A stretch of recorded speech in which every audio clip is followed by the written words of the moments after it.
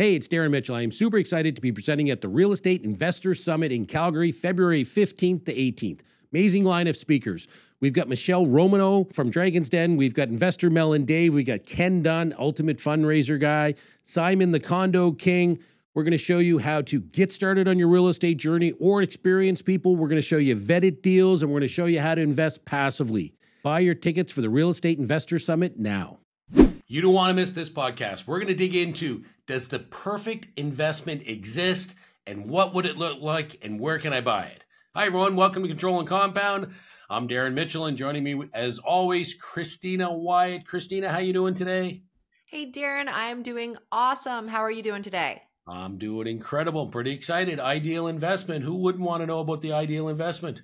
I know, right? This is need to know information. But before we jump in, I do want to remind everybody, if you're listening on your favorite podcast platform, please make sure you subscribe and leave that 5-star review.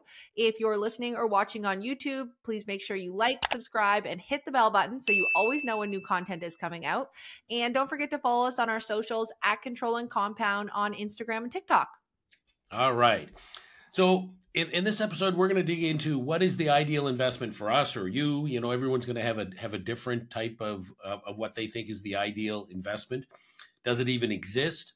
And then we're going to kind of break down what would the characteristics be of the ideal investment. And again, those characteristics are pretty common across everyone, but some people are going to have more emphasis on, oh, I like this characteristics, you know, is more important to me than this other one. So we're going to give you a list of the characteristics that would make up an ideal investment, and then we're going to talk about, you know, what can you do to accomplish that.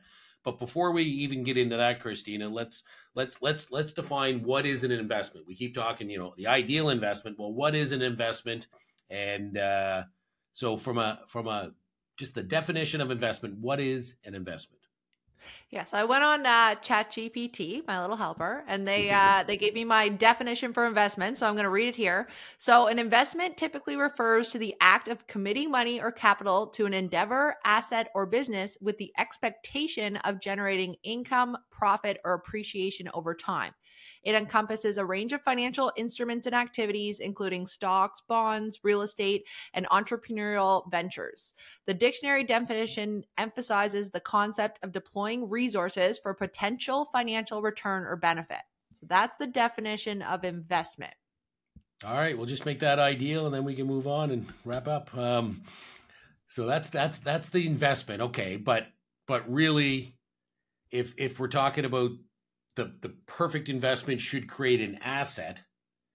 What's an asset? Like, we've got investment and we've got assets. Like, what's the difference? What's an asset? Yeah, so they're two different things, right? When we look at an investment, that's the definition of investment. And if I type in what is the definition of an asset, I get an asset is something owned or controlled by an individual, company, or entity that has economic value and can be converted into cash or provide future economic benefits. Assets can include a wide range of items such as cash, investments, real estate, machinery, intellectual property, and more. So it's not the same definition. So a lot of people say, you know, an investment is an asset, but very easily we can tell by looking at the definitions that they're not the same. Yeah, I like that. That's neat. So an investment is something I could put money in with the hope of making a return, you know, maybe starting a business, starting whatever, but you know, it's not necessarily an asset versus an asset. You know, my take would be like an asset is something of value or something that will produce a value or an income down the road. So an asset I can buy and sell, or Robert Kiyosaki. I like Robert Kiyosaki's definition of an asset. He goes, what was it? An asset is anything that puts money in your pocket. So he always said anything that puts money in your pocket. And a liability is anything that takes money out of your pocket. Yeah. And that's his problem. He goes, most middle class and lower income people, they're buying liabilities instead of buying assets. So they're buying cars, they're buying homes, they're buying things that are taking money out of their pocket instead of buying true assets where it's generating money into their pocket. But I think that comes from the term investment and how people think that immediately an investment equals asset, but it's not true, right? When we look, it's the expectation of creating an asset. So when we're looking for the perfect investment, and as we're having this conversation, I think our very first characteristic is that, you know, your investment needs to be able to create an asset. So you have to look at things from an asset perspective, not stick in that middle class, right? We don't want to be in that middle class. We want to get, you know, to that higher wealth. And to be able to get there, you have to start thinking of, you know, investments more as assets and how you build out that asset, how you build out that passive income, which is what we're talking about all the time, right? Yeah, I think the ultimate one would be like you can buy an option or a put in the stock market if you're into that stuff. Well, that's an investment. You could make a great return on that, but there's really no asset there. That could be worth zero at some point. Like, you know, we want to get something that is physical, that you know, is an actual asset. Is that kind of where we're heading? Yeah, exactly. But there's also lots of other things that we want when we're looking at investments, right? So, yes, obviously, the ultimate goal of any investment is to create an asset. That's rule number one when we're looking at investing. But then we also have to break down, okay, well, we're looking at the stock, you're looking at real estate, you're looking at the business. What are the other types of characteristics do we want to see when we're, you know, deciding, is that where I want to put my money? Is that where I should be putting my money? Is it going to create the asset? And that's what I'm excited to go through today, is our list of what we think are the ideal characteristics and what you should be looking for. So our goal with this podcast is kind of create a list, a checklist of what you want to see when you invest in something. And then later on, we're going to continue our series, and we're actually going to take different investing products and we're going to compare them to this list and see how much they can actually, you know, how many boxes they can actually check off. I love it. So we're going to create, if we're, you know, standing on a whiteboard, getting great ideas, throwing them up there and say, let's pick the ideal characteristics of an investment. And then we're going to go through the different types of investments out there and say, okay, which one checks the boxes or which one doesn't check the boxes. So, Christina, I'm obviously extremely biased. If you were going to ask me what is the ideal characteristic number one, it's control for me. All right. In the name of the business, control and compound. I think control is the number one thing. And that really means I want something that's liquid and something I can use, right? I want to know if there's an opportunity, I'm in control of my money to take advantage of that opportunity. And if there's an emergency, I'm in control of my money to take advantage of that emergency. And that's when I studied the wealthy. That was the number one thing. Rich people don't give up control of their money. They don't hand it off to someone else. They're in control. So that would be my first pick, control. So that's a great one. Obviously, you want full control. Perfect investment has full control. The second thing a perfect investment is going to have is zero risk, right? Zero risk. I'd like to make the returns, but I want zero risk on the investment. Now, there is nothing out there, absolutely nothing that you can invest in that's going to give you zero risk. But we're talking about the ideal, right? We're talking about ideal characteristics. And I think another one that we should add to that list is zero risk. We want no risk when we set up our investments. Yep. And another one, if we're just dreaming here and we're coming up with the perfect investment, I want it to be tax deductible. When I put my money in, I want to get a tax deduction for investing in that. That would be another one ideal characteristic. Yeah. And rolling right along with the tax side, like no tax on growth. I'd love to see it grow, and I don't want to pay tax on it as it grows. So that'd be another one on my list to add. Yeah, well, it's like I can talk about tax all day. I don't want to pay tax on when I spend it. When I go to get an income from that or take money out of that, I don't want to pay any tax there. That would be a perfect ideal investment for me. Yeah, no tax on deaths. So when you're doing estate planning, they get you there too. And if I had the perfect investment, it would mean my family received all of my money. CRA wasn't going to get any of it. Okay. The other one we always talk about the wealth destroyer, but again, in a perfect world, I want an investment with 0.0 fees. Nada, not one little bit of fee. If we could have a perfect world, that would be on the list of ideal characteristics of an investment. Yeah, I've got a good one too. How about guaranteed to always go up? I don't want to lose my money. That goes right along with my no risk. I want to make sure that my money goes, not only do I not lose it, it goes up every single year as well. That would be ideal.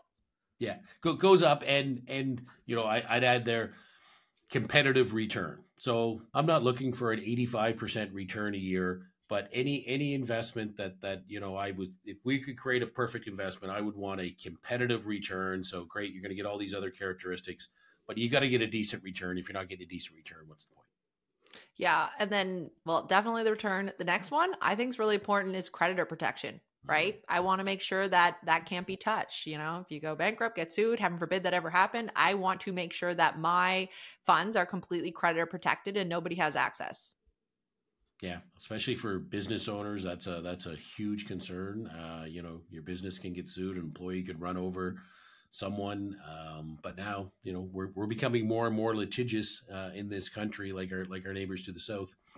The next one is leave a legacy. Obviously, that seems real important to some people and not important to others. But as you and I know, people that aren't concerned about legacy in their 30s and 40s, when they get to be their 60s and 70s, all of a sudden things change and legacy becomes more important. Now, some people it's important at all times, especially businesses, family businesses. Leaving that legacy is important. So, ideal characteristic would be leave a legacy.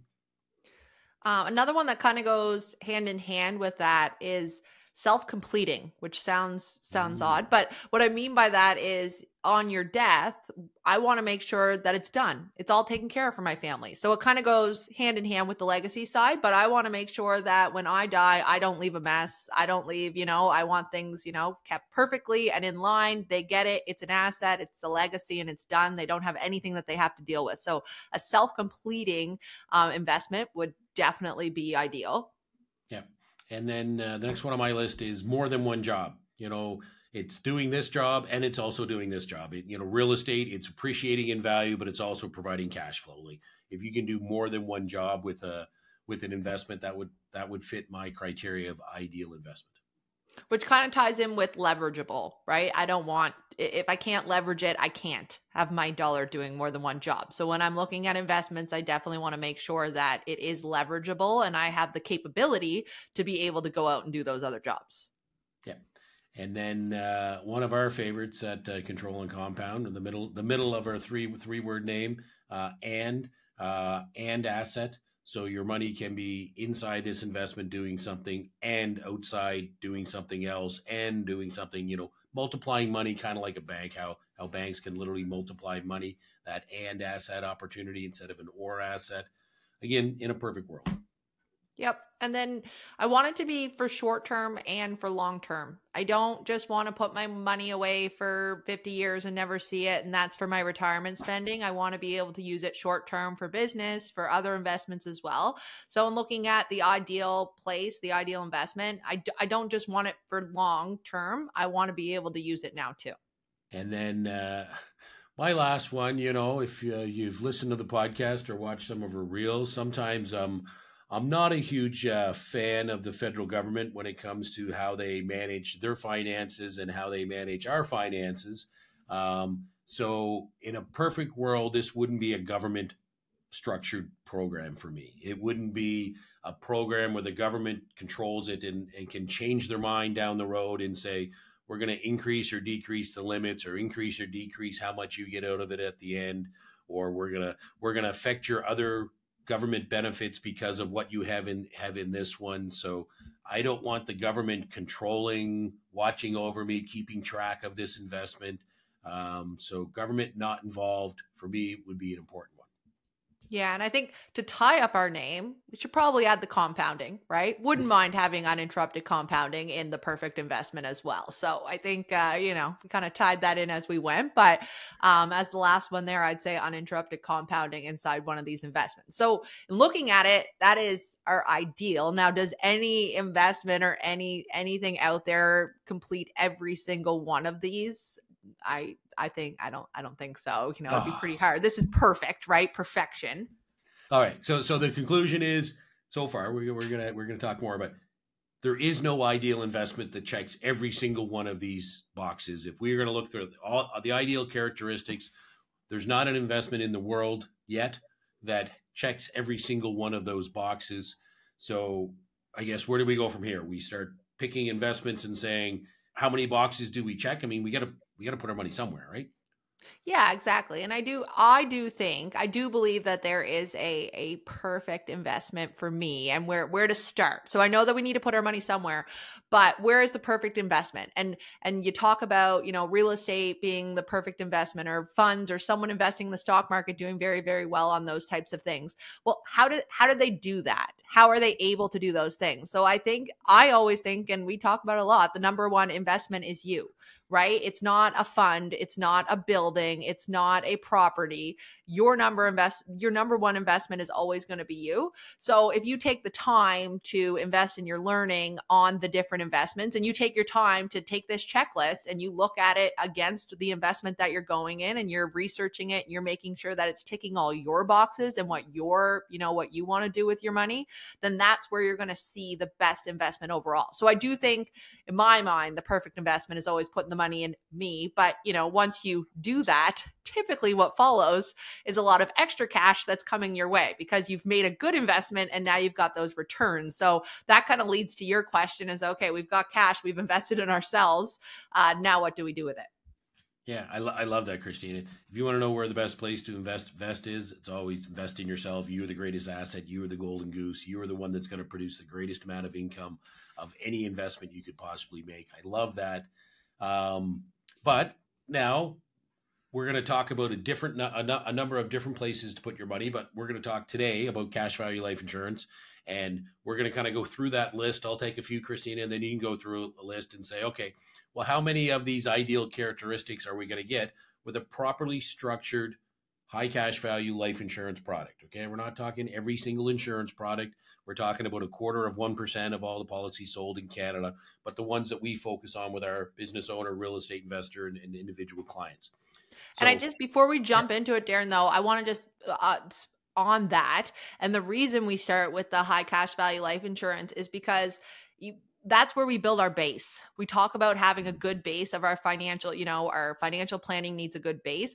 It's not actually investing. It's where we save our money to be able to go do those, other investments, which we're going to look at as well. But the reason we start with high cash value life insurance is because we build the base, then we multiply it, and we put it into those other investments. And we're going to checklist those other investments too. But I think it's great to start with our base. It's our foundation. It better check off these boxes, right? It's our most important part.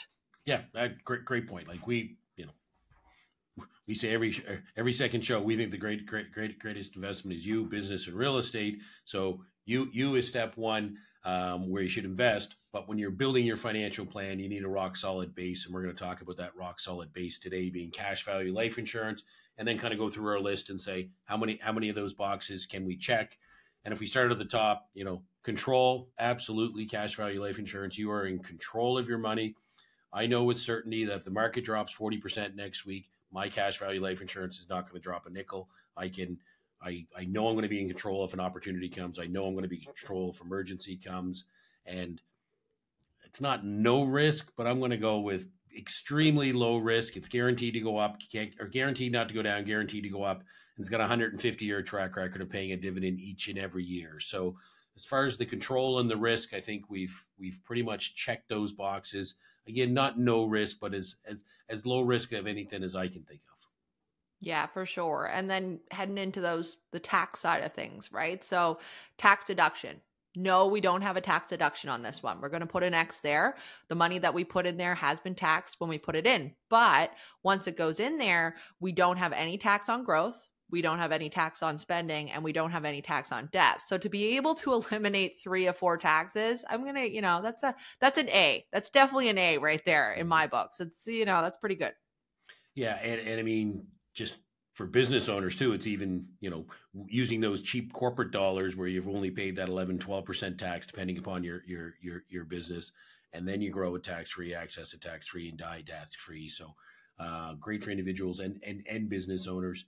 And then fees, well, we've got some fees in cash value life insurance. Now they are about 95% less than mutual funds, but somewhere between 0.1 and 0.2, depending upon the company, is our fee. So we haven't eliminated the fee, but we have an extremely low investment management fee on the cash value life insurance, and guaranteed to go up. Yeah, we've checked that box too.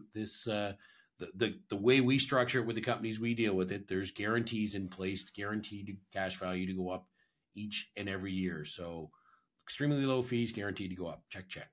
Yeah, we've got that. And we've got the guarantee to go up, but we also have a competitive rate of return, right? Not bad at 5%. It's around 5% that you're earning on your cash values inside of these policies.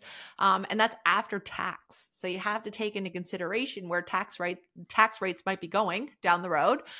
It's competitive, right? Where can you get guarantees? Where can you get, competitive, not dealing with those taxes later on? So I would say that, yes, we do check the box of competitive rate of return. Creditor protection, that one, yeah, we check that box, right? Life insurance, when it's individually owned, it's completely creditor protected. When we get into the business owner side of things, we do use our corporations as our creditor protection, but you name a family member as your beneficiary on a personal policy, it's fully creditor protected. It's pretty big. It's huge. Okay, what do we got next? We've got leave a legacy. Well, that was pretty simple. We've got a death benefit, and it's tax free, and that's going to pay out at the death. So there's going to be a big legacy there to pay the taxes.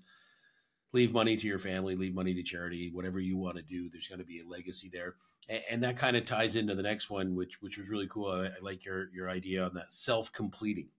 It's any other investment you have when you die, it's not all wrapped up into a nice bow and your family doesn't have to do anything and there's just a big pile of cash here. There's heavy lifting to be done. There's lawyers, accountants, state taxes, and all that stuff. This is really a self-completing. When you die, this is completed, and your financial plans, even if you didn't reach where you wanted to go, well, the lump sum can make it so your family's going to reach those goals you were planning to. A regular investment's not going to continue to be invested for the next 20 years or give you the money that you would have invested in the next 20 years versus cash value life insurance. We're going to have that death benefit all wrapped up in a nice self-completing death benefit. Absolutely. And then our next bit was, more than one job and being leverageable. Well, we know that with our high cash value policies, we can borrow 90% of the cash values at all time. We can borrow that 90%. We can put it into real estate. That's our whole point of multiplying, right? We can put it back into you. We can put it into our business. We can absolutely have our money working in more than one place at one time, which is what we want to be doing to create the and asset, right? That's how we've got that and asset. We have our money working inside the policy at all times. And we have our money working outside by, choosing the right investments for us and creating those returns on the outside of the policy, creating the returns. We've got that 5% of return inside the policy. We've got our money working in two places at one time. Exactly what we want to be doing. Yep. Properly structured cash value life insurance is the perfect short-term and long-term place to store your money too. What most Canadians do is they take their short-term money and they put it in a bank account and they let it sit there at 0% interest, but it's liquid. They get liquidity use and control is there. And then they take some money and they put it in a long-term investment like an RSP that's basically in prison, that's there for 20, 30, 40, 50 years, and they drip it back to you. Cash value life insurance checks both those boxes. I can use it in the short term for opportunities and emergencies by leveraging it, 90% of it, but I can also use it in the long term for tax-free retirement income and all the other ways it helps increase your income in retirement. So you're accomplishing two things at once, short-term and long-term savings. And then the big one for me, another big one for me, government controlled. CRA doesn't know how many policies there are in Canada. There's no reporting to CRA about what kind of growth you had in your policy. It is tax-free. There's not like your TFSA where they're tracking you and they're saying, we know what you have in there. And if any day we decide to change our mind and say, oh, well, you've got X amount in your TFSA, therefore you're not eligible for X, Y, or Z program or whatever they've got in store down the road. They can't change they can change the RSP rules, the TFSA rules. They can change all that stuff. But really, this is cash value life insurance is off the radar. It's not governmentally controlled. They don't tell you what you can and can't put in. Like it's not like there's a limit. There's a limit on TFSAs. There's a limit on RSP. There's no limit on this cash value life insurance because it's not government control. I know you love that one, Darren. I love that one. Okay. So we checked just about every box, Christina, other than tax deductible. And then a couple we were like, maybe a B on really low fee, not a no fee, and extremely low risk. Any other ones we missed? No, I think and we do check all the boxes, which is exactly why we use this, right? This is why we use it. We've done this checklist before. It's not our first time analyzing the perfect investment and looking at what we should be putting in place first. So it checks off all those boxes, which is exactly why we recommend that you set it up as the base of your financial planning, right? Yep, it's not going to be the only thing you do, but it should be the base of what you do because of all those boxes we just checked. We think it's the ideal place to store or save your money as your base of your financial plan. If you want to learn more, check out Control and Compound. Click something in the bio there. Set an appointment with one of our wealth coaches. We're here to help. That's it. Thanks for watching. Thanks for listening. Have an awesome day. Hey, it's Darren Mitchell. I am super excited to be presenting at the Real Estate Investor Summit in Calgary, February 15th to 18th. Amazing line of speakers. We've got Michelle Romano from Dragon's Den. We've got Investor Mel and Dave. We got Ken Dunn, Ultimate Fundraiser Guy. Simon, the Condo King. We're going to show you how to get started on your real estate journey or experienced people. We're going to show you vetted deals, and we're going to show you how to invest passively. Buy your tickets for the Real Estate Investor Summit now.